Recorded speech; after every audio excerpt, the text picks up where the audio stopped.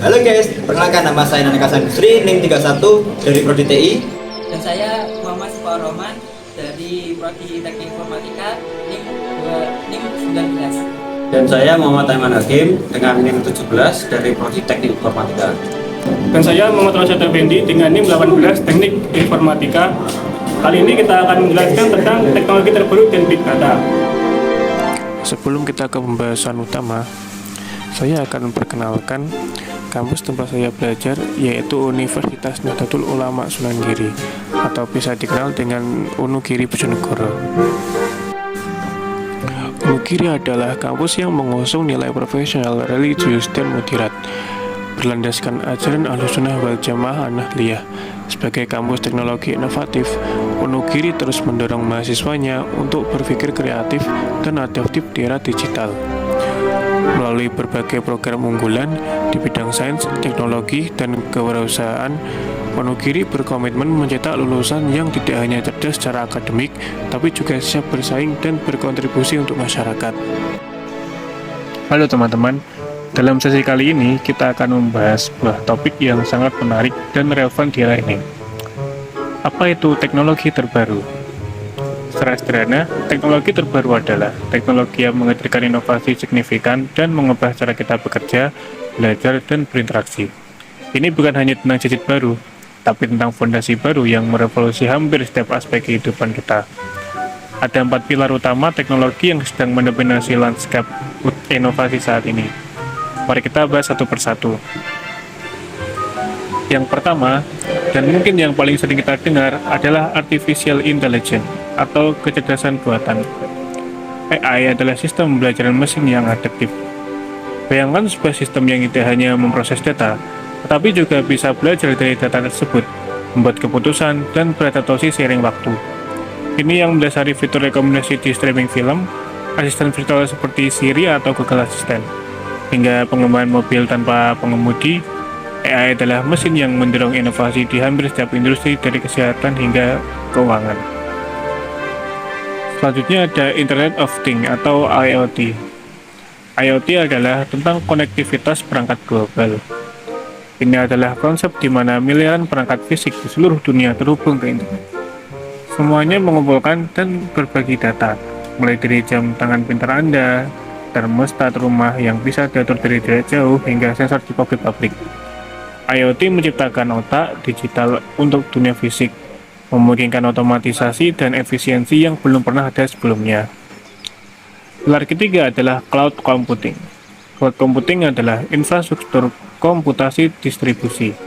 Sederhananya, ini adalah praktik menggunakan jaringan server jarak jauh yang di-host di internet untuk menyimpan, mengelola, dan memproses data.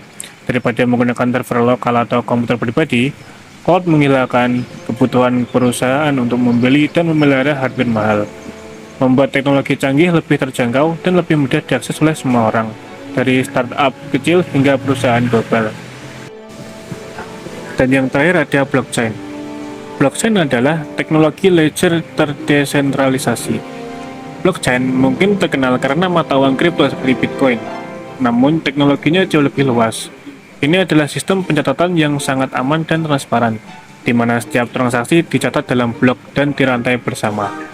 Maka disebut blockchain. Karena sifatnya yang terdesentralisasi, tidak ada satu pihak pun yang mengontrolnya. Ini menawarkan tingkat kepercayaan dan keamanan yang sangat tinggi untuk berbagai aplikasi, mulai dari kontrak pintar hingga manajemen rantai pasokan. Keempat teknologi ini bekerja bersama-sama untuk menciptakan gelombang revolusi digital berikutnya. Memahami keempatnya adalah kunci untuk siap menghadapi masa depan. Melanjutkan pembahasan kita mengenai teknologi terbaru, mari kita fokus pada salah satu fenomena kunci di era digital, Big Data. Menurut Gartner Research dan berbagai literatur ilmiah, Big Data didefinisikan sebagai volume, varietas, dan kecepatan data yang melampaui kapabilitas teknologi konvensional untuk diproses, disimpan, dan dianalisis. Intinya, kita hidup di dunia di mana jumlah data yang dihasilkan setiap hari begitu masif dan kompleks, sehingga membutuhkan cara dan alat baru untuk mengelolanya. Untuk memahami fenomena ini, kita harus melihat pada konsep yang dikenal sebagai 4V, 4V atau Big Data. Yang pertama adalah volume. Volume berbicara tentang petabit hingga exabit data per hari. Ini adalah aspek yang paling jelas. Volume merujuk pada jumlah data yang sangat besar. Pikirkan tentang semua data yang dihasilkan dari media sosial, transaksi e-commerce, sensor IoT, dan server perusahaan. Ukurannya bukan lagi gigabit, melainkan terabit, petabit, bahkan exabit per hari. Inilah yang membuat data ini big.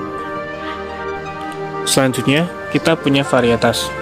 Varietas mencakup data terstruktur dan tidak terstruktur. Varietas adalah tentang jenis data. Data tidak lagi hanya berupa tabel rapi terstruktur, seperti di database tradisional. Kini sebagian besar data adalah tidak terstruktur.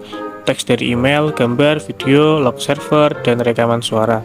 Kemampuan untuk menganalisis berbagai jenis data inilah yang menjadi kunci. Poin ketiga adalah velocity. Velocity merujuk pada real-time processing dan analisis. Velocity adalah tentang kecepatan data dihasilkan dan seberapa cepat kita perlu meresponnya. Dalam banyak kasus, seperti trading saham frekuensi tinggi atau deteksi penipuan transaksi, data harus dianalisis hampir secara real-time. Kecepatan promessesan ini adalah tantangan besar yang membedakan big data dan dari data biasa. Poin ketiga adalah velocity. Velocity merujuk pada real-time processing dan analisis. Velocity adalah tentang kecepatan data dihasilkan dan seberapa cepat kita perlu meresponnya. Dalam banyak kasus, seperti trading saham frekuensi tinggi atau deteksi penipuan transaksi, data harus dianalisis hampir secara real-time. Kecepatan promessesan ini adalah tantangan besar yang membedakan big data dan dari data biasa. Dan pilar keempat yang sangat penting adalah veracity. Veracity adalah tentang kualitas dan keandalan data. Veracity mengacu pada kepercayaan atau kebenaran data.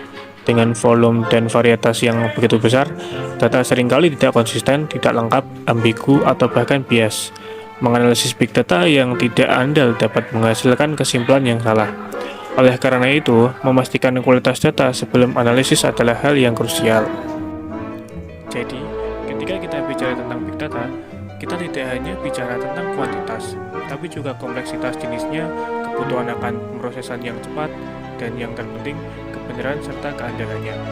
Keempat V ini adalah lensa utama kita dalam memahami dan memanfaatkan kekuatan big data di dunia modern. Baik, kita lanjutkan ke slide 5. Di sini kita akan melihat bagaimana teknologi terbaru diterapkan di dua sektor yang sangat krusial, yaitu industri dan kesehatan. Di sebelah kiri, kita lihat konsep industri 4.0 atau yang sering disebut pabrik pintar. Apa artinya ini bagi kita? Pertama, mesin-mesin di pabrik ini dipasangi sensor pintar atau IoT yang memantau kondisi mesin setiap detik seperti suhu atau getarannya. Manajer bisa langsung tahu saat itu juga jika ada masalah dari layar monitor mereka. Kedua, data dari sensor tadi dianalis oleh kecerdasan buatan atau AI. AI ini bisa meramal kapan sebuah mesin akan rusak. Jadi, perbaikan bisa jadwalkan sebelum mesin itu mogok. Ini sangat menghemat biaya dan waktu henti produksi. Ketiga, seperti di gambar, ada robot-robot otomatis. Mereka mengambil alih pekerjaan yang berat, berulang atau berbahaya bagi manusia, sehingga produksi bisa berjalan lebih cepat 24 jam sehari dan dengan kualitas yang konsisten. Sekarang mari kita lihat sisi kanan, yaitu sektor kesehatan. Saat ini AI sangat membantu dokter dalam mendiagnosis penyakit. Misalnya saat kita di röntgen atau CT scan, AI bisa ikut menganalisis gambar yang membantu menemukan tanda-tanda penyakit seperti tumor kecil yang mungkin terlewat oleh mata manusia. Diagnosis jadi lebih cepat dan akurat.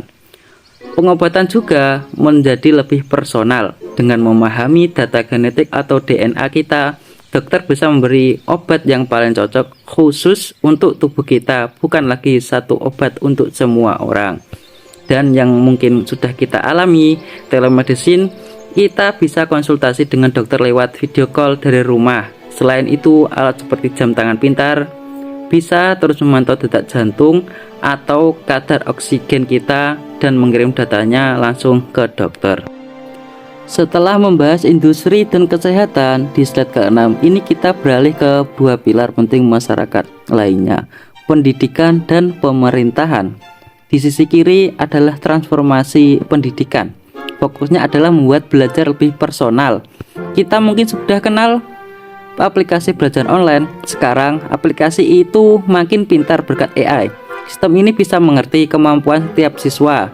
Artinya, jika seorang siswa jago matematika tapi lemah di sejarah, platform ini akan otomatis memberi soal matematika yang lebih menantang dan materi tambahan untuk sejarah. Ini seperti memiliki guru privat digital yang menyesuaikan materi dengan kebutuhan unik setiap anak. Terakhir, di sisi kanan adalah konsep smart government atau pemerintahan pintar. Pertama, pemerintah kini bisa menganalisis big data atau data dalam jumlah sangat besar. Contoh nyatanya, menganalisis data lalu lintas untuk memutuskan di mana lokasi terbaik membangun jalan baru. Jadi kebijakan dibuat berdasarkan bukti yang kuat, bukan sekedar perkiraan. Kedua adalah teknologi bernama blockchain yang bisa dipakai untuk transparansi. Sederhananya, ini adalah sistem pencatatan digital yang super aman, anti palsu jika dipakai untuk sertifikat tanah atau ijazah, dan itu tidak bisa diubah atau dipalsukan sehingga mengurangi sengketa dan korupsi. Dan ketiga adalah smart city atau kota pintar. Ini adalah penggunaan sensor-sensor IoT di kota. Contoh sederhananya, lampu jalan yang otomatis meredup saat tidak ada orang lewat untuk menghemat energi, atau tempat sampah yang memberi sinyal saya sudah penuh, sehingga rute truk sampah bisa diatur menjadi lebih efisien. Slide 7. Aplikasi di UMKM dan transformasi digital. UMKM kini dapat memanfaatkan teknologi cloud untuk meningkatkan skalabilitas bisnis mereka dengan biaya yang lebih rendah. Teknologi cloud memungkinkan bisnis tetap efisien tanpa harus memiliki infrastruktur besar. Semua bisa dijalankan secara online, fleksibel, dan hemat biaya operasional. Inilah yang disebut sebagai cloud adoption. Dengan cloud, UMKM dapat melakukan operasi bisnis yang scalable. Artinya, bisa menyesuaikan kapasitas sesuai kebutuhan tanpa harus menambah biaya besar. Operasional menjadi lebih efisien dengan OPEX atau operation expenditure yang rendah. Selanjutnya adalah data driven decision atau pengambilan keputusan berbasis data. Melalui data pelanggan yang dikumpulkan dari transaksi online, media sosial, atau e-commerce, UMKM bisa mendapatkan insight berharga. Misalnya, mengetahui produk apa yang paling disukai pelanggan, kapan waktu terbaik untuk promosi, dan strategi harga yang efektif. Keputusan tidak lagi berdasarkan pemikiran, tapi berdasarkan bukti nyata dari data. Dan terakhir, automation atau otomatisasi. Dengan sistem otomatis, proses bisnis seperti pencatatan stok, layanan pelanggan, dan transaksi online bisa berjalan tanpa intervensi manual yang berulang. Hasilnya, efisiensi operasional meningkat, kesalahan menurun, dan pelayanan pelanggan menjadi jauh lebih cepat. Melalui penerapan teknologi cloud, data, dan otomatisasi, UMKM di Indonesia memiliki peluang besar untuk bersaing tidak hanya di pasar lokal, tapi juga global. Inilah wujud nyata dari transformasi digital yang memberdayakan bisnis kecil agar tumbuh besar di masa depan. Slide 8. Pandangan pribadi, dampak pada masa depan.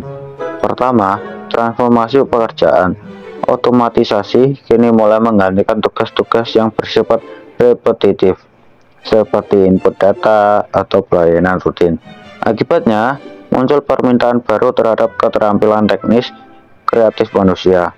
Literasi data menjadi kompetensi dasar di berbagai profesi. Jadi, pekerjaan masa depan perlu beradaptasi, belajar teknologi, dan mengasah kemampuan analitis. Kedua, pendidikan berkelanjutan. Di masa depan, belajar tidak berhenti setelah lulus sekolah atau kuliah. Dunia kerja yang terus berubah menuntut kita untuk selalu memperbarui keterampilan melalui pelatihan, kursus, dan pembelajaran mandiri. Oleh karena itu, lembaga pendidikan harus mampu beradaptasi terhadap perkembangan teknologi dan berkolaborasi dengan industri agar kurikulumnya tetap relevan. Pembelajaran seumur hidup menjadi kunci agar manusia tidak tertinggal oleh mesin. Dan yang terakhir, pertimbangan etika. Semakin canggih teknologi, semakin besar pula tanggung jawab penggunanya. Isu seperti privasi data, bias algoritma, aksesibilitas teknologi menjadi hal yang sangat penting. Para profesional di bidang teknologi harus memastikan inovasi yang mereka ciptakan tidak menimbulkan ketimpangan sosial, melainkan memberi manfaat yang adil bagi semua.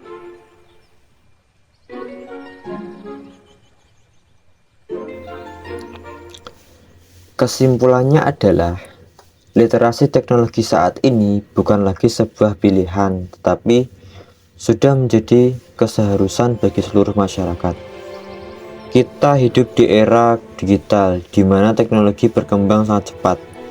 Mulai dari teknologi kecerdasan buatan, big data, internet of things, sampai aplikasi-aplikasi digital yang setiap hari kita gunakan.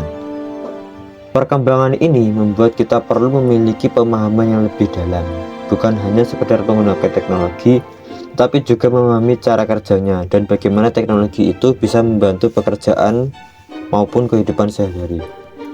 Ada 4 poin penting yang digarisbawahi dalam slide ini. Poin pertama adalah adaptasi.